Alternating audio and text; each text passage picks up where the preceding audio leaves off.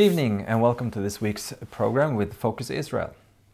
Before we go to Paul up in Jerusalem, I met with the member of the Swedish Parliament, Annelie Enochson, the other day, and she is organizing a trip with for some of her colleagues to Israel next week, and this is what she had to say about that trip. Hello Annelie, would you please tell us a little bit why you're doing this trip and what exactly will you be doing while you're there? We're a group of Swedish parliamentarians that are going together with Samfundet Sweden Israel, and I would like to go there with my friends from Parliament to show the good side of Israel. We have a problem in Sweden that usually the media show a wrong side, not the wrong side but the bad side, and I would like to see how good they are in environment, how good they are in enterprises, and to show that even a Nobel Prize in chemistry is coming from Israel. And I would like them to see that those things, because I think it's very great to this little country have effort so much in all these different kind of areas. And that I would like to show my parliamentarian friends in Sweden. What do you hope that this will give you as an outcome long term? I hope that a lot of my parliamentarian friends will have a good view, a positive view of Israel, and bring back the good things from Israel when they come back to their constituency and when they come back to the Swedish Parliament. Because we need that. We need a lot of good ambassadors for Israel here in Sweden. And especially if you see how long time they have struggled with enemies that are not friendly with them, and how they managed to having such a high standard of all kind of different sectors. And therefore I would like to have this trip to show the good side of Israel. Thank you so much for your time and have a wonderful trip. Thank you very much, Fredrik.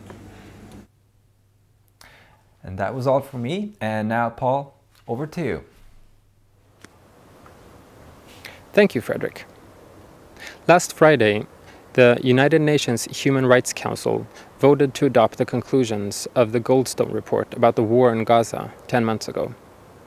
The report accuses Israel of war crimes, while it completely ignores the many steps that Israel took to protect the civilian population in Gaza during the war. I recently spoke about this with Amotz Asa, a prominent political commentator here in Jerusalem. The UN Human Rights Council voted to adopt the conclusions of the Golsdstone report last week, a report whose very mandate was fundamentally flawed, according to Israel. How will this affect Israel's ability to defend its citizens in the future? Potentially this will hamper the ability to defend not only Israel's citizens but any Western country's citizenry, because there is a very transparent ploy behind this effort, which is to make it more difficult for democracies to defend themselves by deploying against democracy its own principles. It's very easy to come and take things out of context and look in the battlefield's corner, the one where all the casualties are collected, and to focus on them in complete disregard of how they arrived there and how the battlefield came into being in the first place.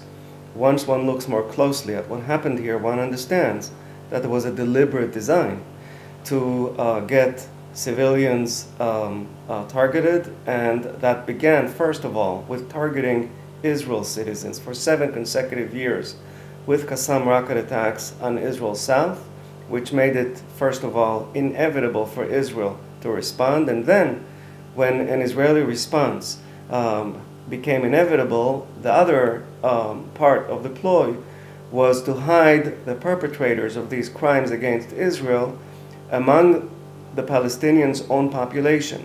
So first they provoked, and then they made the response to the provocation be inevitably targeting civilians.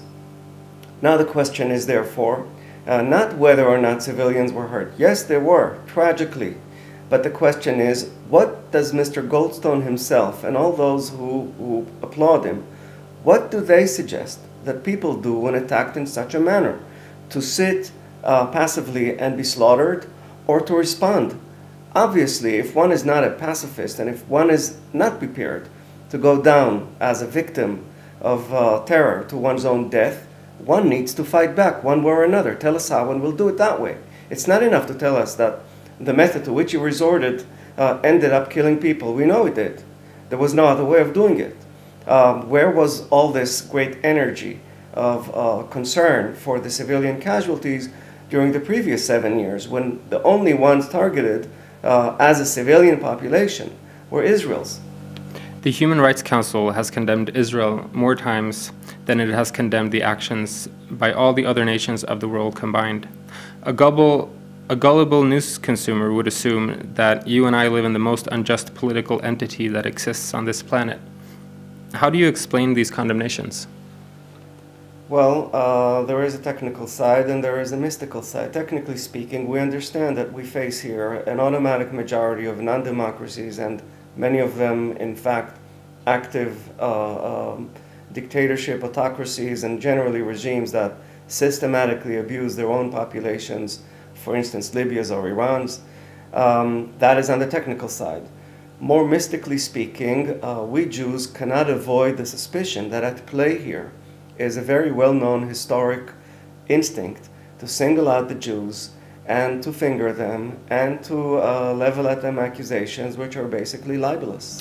What are the chances of a resumption of peace negotiations between Israel and the Palestinians now that the Golsdstone report has been passed on to the General Assembly and the Security Council? I don't think the problem in terms of the state of the relations between Israel and the Palestinians is the Golsdstone report. The fundamental problem is that there is no Palestinian leadership currently that leads the entire Palestinian people cohesively, authoritatively, and let alone boldly. Instead, we face a Palestinian people split between Islamic militants in Hamas and the Palestinian Authority in the West Bank, and neither has control of the other's population. And in this kind of situation, nobody speaks coherently or authoritatively for the entire Palestinian people. Israel does not know whom to do business with. And the reason for this is simple. Truth has emerged. The Palestinian people understand right now that they have to make a choice between those of them who are not prepared to even faintly say that Israel has a right to exist, and those of them who are prepared to at least by implication acquiesce with Israel's existence.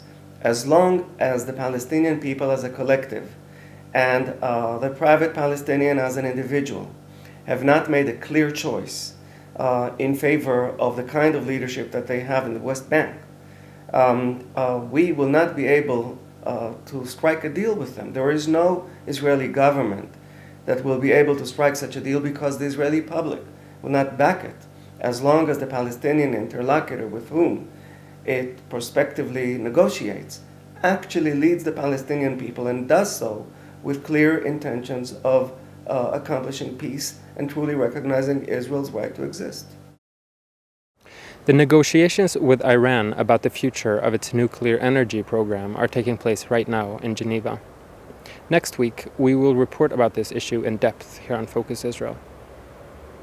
The developments in the Middle East are obviously quite worrying on several fronts right now, but we would still like to remind our viewers that this is a country that attracts and inspires. So far this year, 1.9 million tourists have visited Israel. Tova haaretz me'od me'od, as it says in the Bible. It is a very, very good land. My name is Paul Whedon, and that's all from Focus Israel today. See us again next week.